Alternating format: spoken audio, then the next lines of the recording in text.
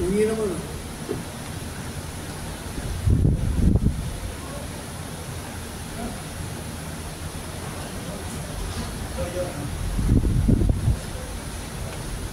From the bulletin. Yes, sir. Siguro, this would be the last one. So, as a legal counsel, so what would be the best advice? What would be your best advice to the government to contain this question? Sinabi ko na ako kanina na ang remedy nyo, takbo kayo sa lower court. Ipakita nyo na yung kanyang order na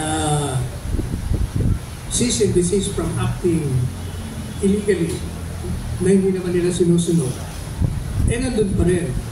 Magsumiti sila ng preba. Anong preba? Yung mga tao nandun, hindi sa hukuman, at lahat na video na nagpapakita na mayroon talagang pangnabaan. Yun dapat gawin nila para ma-appreciate ng hukuman. Otherwise, hindi papansinin ng hukuman niya kasi hindi naman ebidensya sa court yun. Ngayon, if it's denied, go to the court of appeal. Pag na-deny pa, then go to the Supreme Court. Yun ang panahon. Magkakaroon na tayo ng resolution doon.